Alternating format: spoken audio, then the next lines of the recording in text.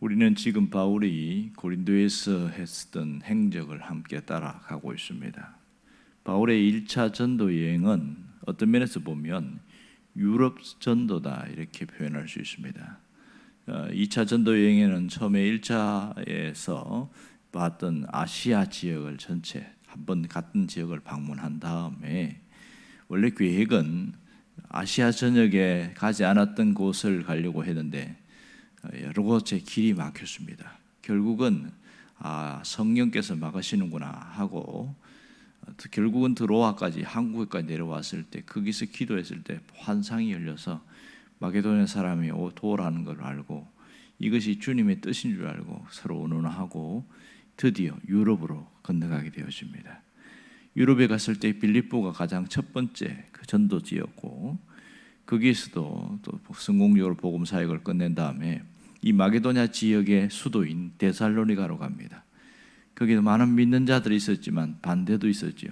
특별히 유대인들이 불량배를 동원해서 바울을 죽이려고 하는 그런 일이 있어서 굉장히 어려움을 당합니다.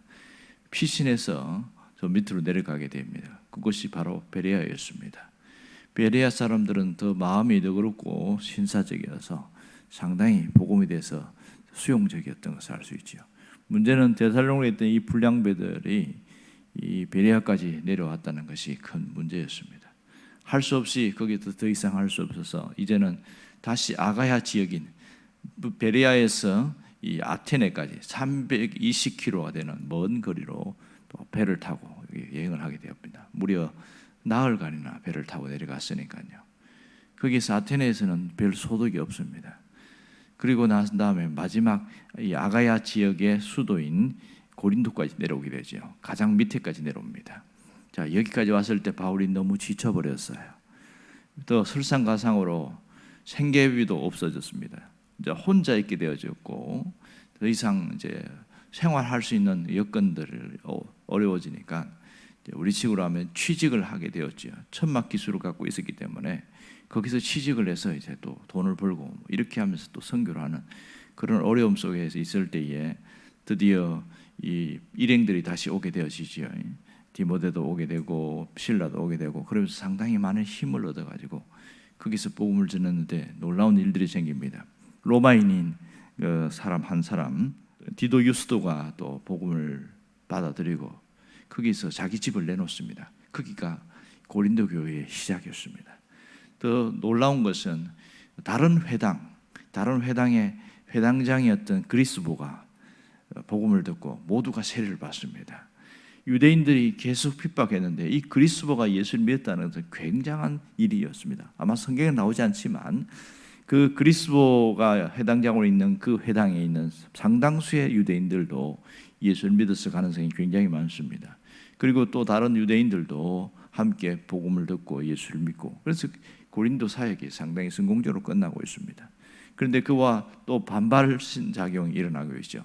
바로 여기가 이 디도 유스도의 집이 그 반발하는 그 회당 옆집이었습니다. 바로 옆에서 그런 일이 일어나니까 못 견딘 거죠. 그래서 조직적으로 저항하고 대립하고 비방하고 뭐 그렇게 하니까 안 그래도 고린도에 와서 이 바울이 너무 피곤해졌고 너무 힘든 상황에서 또 이런 것에 부딪히니까 굉장한 피로감, 영적인 피로감이 확 밀려오기 시작한 거예요. 그러니까 탈진이 된 것이죠. 그래서 고린도 사역을 이제 그만둬야 되겠다. 더 이상 그리고 다시 이제 원래 자기 있는 소아시아 지역으로 가려고 그런 계획을 했던 모양입니다. 이때에 환상 중에 주님이 직접 나타나셨습니다. 주님 나타나셔서 제일 먼저 하는 말이 바울아 두려워하지 말라. 자, 이 말은 무슨 말이에요? 바울이 상당히 저항하는 저 사람들 때문에 두려워하고 있다는 것을 알고 있죠. 충분히 그럴 수 있으니까요. 그러나서 뭐라고 그러냐면 내가 너와 함께 하리라 이렇게 합니다. 하나님이 함께 한다는 것을 알고 있었지만 주님이 직접 오셔서 이렇게 함께 하리라고 하는데 그럼 하나님이 함께 하면 저항하는 세력들이 없어지느냐? 그건 아니지요. 이길 수 있는 힘을 주시는 겁니다. 그러면서 뭐라고 얘기하냐면 대적이 해롭게 할 자가 너를 없을 것이다. 위협은 할 수 있겠지만 결코 너를 해롭게 하지는 못할 것이다. 실제로 주님의 말씀대로 어떠한 위해도 가할 수 없게 되어진 그런 일들이 있었습니다. 오늘 우리가 주목할 것은 이 10절의 맨 마지막 부분입니다. 뭐라고 얘기하시냐면 이는 이 성중에 내 백성들이 많음이라. 바울이 떠나려고 했는데 떠나지 말라는 것이지요. 고린도에 더 머물러 있으라. 이게 주님의 메시지였습니다. 그래서 더 이상 사역을 첩으려고 하는 마음을 다 버리고 거기서 무려 1년 6개월, 18개월 동안 거기서 사역합니다.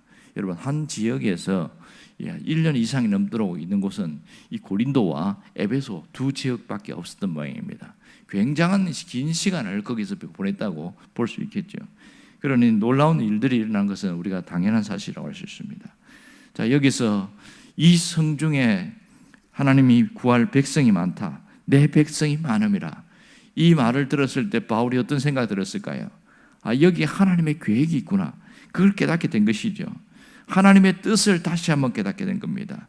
그리고 이 고린도에서의 자기의 사명이 무엇인지를 새롭게 알게 되어졌고, 더 이상 어떤 위협에서도 굴하지 않게 되어지는, 다시 한번 새 힘을 얻게 되는 강력한 동기가 되었던 겁니다. 자, 여기서 우리가 하나님의 관심이 어디에 있는지를 잘 알 수 있습니다. 하나님의 관심은 언제나 택한 백성에게 있습니다. 그러므로 이 택한 백성, 그리고 구원해야 될 그 생명을 구원할 그 자들에게 하나님의 관심이 있음을 알 수 있습니다.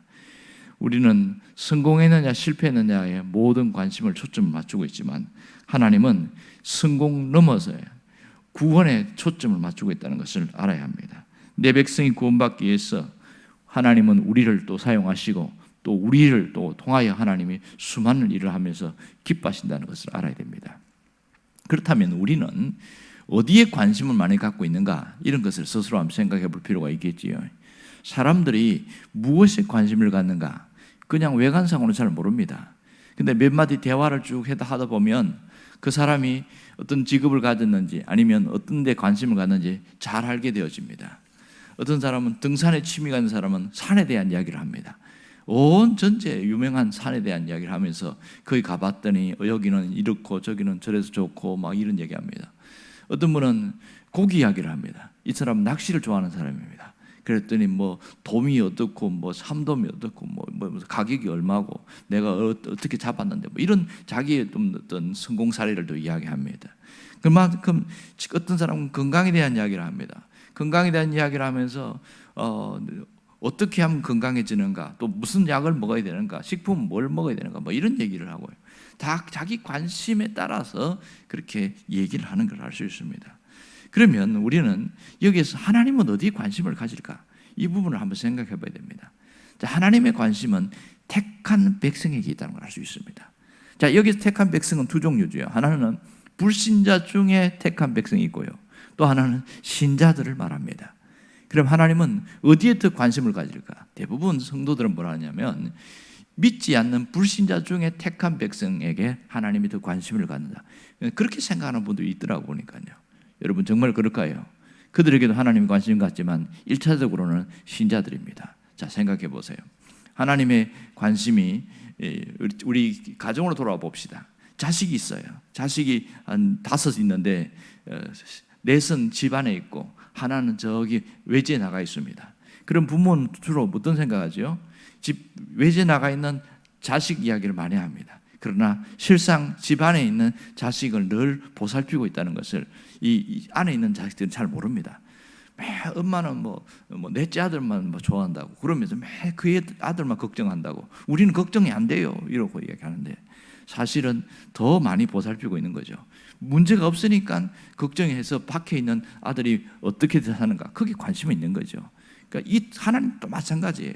1차적 관심은 신자들에게 있습니다. 문제는 하나님을 믿으면서 점점 하나님이 나에게 관심이 없다고 느껴질 때, 이때부터 신앙생활이 피곤해지기 시작하는 거죠.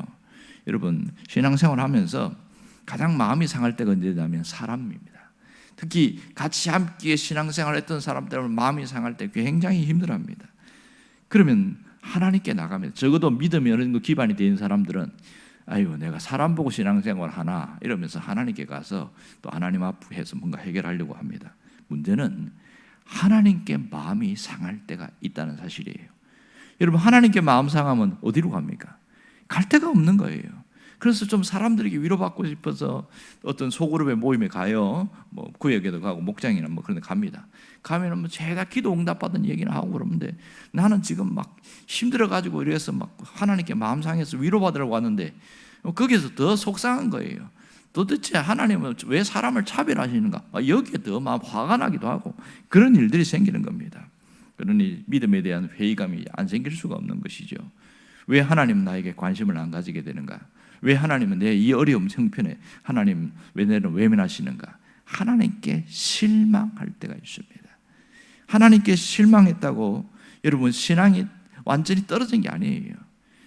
이 고민을 했던 한 사람이 있는데 유명한 필립 얀시라는 분이 있습니다. 이분이 쓴 책 중에 보면 하나님 당신께 실망했습니다. 책 제목이 그래요. 하나님께 실망했다는 얘기를 합니다. 그러면서 이분은 뭐라고 하냐면 하나님에 대하여 전혀 실망하지 않은 사람은 무신론자다 이렇게 이야기하는 겁니다. 상당히 역설적인 얘기를 하고 있어요. 그러니까 신앙생활을 제대로 하다 보면 하나님께 실망할 때가 종종 오더라 그런 얘기를 하는 겁니다. 왜냐하면 하나님께 실망한다는 것은 그동안 하나님을 늘 믿고 있었다는 뜻이거든요. 더 잘 믿으려고 애썼다는 거거든요. 그러다 보니까 이 신앙생활에서 내가 원하는 대로 내 방향대로 내가 기도한 대로 뭔가가 안 이루어질 때에 그때 실망이 오게 되어지거든요. 여기서 실망이 또 쌓이고 하면서 신앙의 갈등이 일어나게 되어집니다. 이런 신앙 갈등에서 방황하다가 다시 한참 또 마음을 추스리고 뭐 그렇게 돌아오고 이 과정들이 있는 게 정상이다. 필립 얀시는 그 얘기를 하고 있는 겁니다. 그러면서 뭐 얘기하냐면 롤러코스터 이야기를 합니다. 자, 롤러코스터를 타면 이게 한참 올라갈 때가 있다가 순식간에 내리막으로 내려갑니다. 그럼 막 정신이 하나도 없지요. 그럼 또 다시 올라오게 되어지고 이 인생 자체가 우리 롤러코스터와 같다. 신앙생활을 보면 하나님께 실망했다가 다시 정신 차리고 그러면서 단계단계 올라가는데 그러면서 뭘 배우냐면 하나님을 배우게 되는 겁니다. 이 한씨는 특이한 이야기를 해요. 우리가 기도한 대로 되면 우리가 하나님이 됩니다. 이런 이야기를 합니다. 내가 기도한 대로 모든 것이 이루어지면 그 사람 자체가 하나님이 된다는 거예요. 그렇게 하나님은 일하시지 않는다는 겁니다. 우리 마음대로 되는 것이 아니라 하나님이 원하는 대로 되어진다는 겁니다. 그러므로 우리가 하나님을 배우는 것이 참 중요합니다. 신앙생활을 하면서. 그런 가운데에서 뭘 배우냐? 우리의 시선이 달라지는 걸 배웁니다. 나를 바라보고 환경만 바라보던 그 시선이 하나님께로 돌아가게 되어지고 하나님을 기다리게 되어집니다. 그러면서 그 실망감에서 하나님에 대한 믿음이 다시 한 단계 더 성숙하게 되어지는 그런 가게 됩니다. 여러분, 왜 우리가 실망을 하냐면 내가 하나님에 대한 기대치가 있어요. 사람에 대해서 실망하는 이유도 거기에 있거든요. 저 사람이 굉장히 좋아요. 그래서 기대하는데 그 기대했는데 어느 순간 그 기대치가 무너지게 되면서 사람에 대해서 실망합니다. 하나님도 마찬가지입니다. 더 잘 믿으려고 하다 보면 기대치가 생기게 되어져요. 그런데 내가 원하는 기대치에 하나님이 원하는 대로 안 해줄 때 그때 무너지게 되는 것이죠. 그러나 중요한 것은 미래는 하나님이 주관한다는 사실입니다. 우리는 보지 못하는 그 미래를 하나님은 알고 계십니다. 그러므로 오늘 우리가 하나님께 실망했더라도 다시 하나님께 시선을 돌리기 시작하면 달라집니다. 그런데 나중에 깨닫게 되어져요. 그때는 하나님이 응답하지 않고 침묵하심이 굉장히 속상하고 너무너무 힘들었는데 나중 시간 지나면서 왜 그랬는지를 알게 되어집니다. 그때 들어줬으면 어떻게 됐을까? 이런 생각이 드는 겁니다. 어떤 분이 그런 얘기를 하더라고요. 하나님이 내가 기도한 대로 되었다면 나는 굉장히 어려움을 당한 때가 많았을 겁니다. 그때는 이게 필요해서 이걸 요구했는데 만일 이대로만 갔다면 더 좋은 것을 잃어버릴 가능성이 굉장히 많았을 거다. 그 얘기를 하는 거예요. 가만히 보면 우리가 많이 기다리고 인내하는 동안에 우리 신앙 자체가 훨씬 성장하는 것을 보게 되어집니다. 그리고 시야가 넓혀져요. 이것만 보던 그 눈이 전체를 바라보게 되어지는 여기에 놀라운 일들이 있습니다. 오늘 주님은 이 성에 내 백성들이 많음이라 그것을 잊지 않아야 됩니다. 그곳에서는 하나님의 1차적 관심은 나 자신에게 있다는 겁니다. 내가 바로 서고 내가 하나님 앞에서 세워지는 신앙으로 서는 것, 그것이 하나님 굉장히 협조케 합니다. 그러면 나를 바로 세우려는 할 목적이 뭐예요? 아직 믿지 않는 자 중에 있는 그 영혼들을 하나님 우리의 시선을 돌려서 관심을 갖기를 원한 것이죠. 하나님의 관심은 구원받아야 할 자들, 그리고 구원받은 자가 성장하는 과정, 두 가지 동시에 있다는 것을 알아야 됩니다. 여러분, 이 사도행전 전체의 흐름을 보면 하나님의 관심입니다. 하나님의 관심이 어디로 흘러가는가, 그걸 자세하게 보여주고 있습니다. 바울은 자기가 의도한 대로 가지 못했습니다. 그는 아시아 지역 전체 전도하는 것을 원했지만 하나님은 관심이 유럽에 있었어요. 그래서 2차 전도 여행 전체는 유럽이라는 것을 볼 수가 있겠지요. 그러면서 많은 어려움도 있었습니다. 바울이 실망하고 돌아갈 때에도 또 위로하시잖아요. 이렇게 하면서 점점 하나님의 뜻을 깨달아가고, 내가 점점 하나님의 실망했다가 다시 극복하고 일어서는 순간 우리의 신앙도 훨씬 성장하게 되어지고 전체를 보게 되어집니다. 사람이 인생을 살면서요, 모든 어려움들을 당하면서 공중전도 겪고 또 해상전도 겪고 이렇게 막 겪고 나면 사람이 초연해집니다. 어떤 큰 문제가 생겨도 그런가 하고 그냥 가만히 기다립니다. 호들갑 떠는 사람들은 그런 어려움을 별로 겪지 않은 사람들이 굉장히 많습니다. 많은 시련과 어려움을 겪은 사람들은요, 그것 때문에 막 죽는다고 그렇게 뒤집어지지 않습니다. 가만히 있으면서 하나님이 일하실 거야, 그 한마디로 끝내버려요. 정말 하나님이 그 일하시는 걸 볼 수 있습니다. 여러분, 신앙생활은 때로는 롤러코스터를 타는 것처럼 보이지만 그 속에 하나님이 우리에게 관심 갖고 있다는 사실을 알아야 됩니다.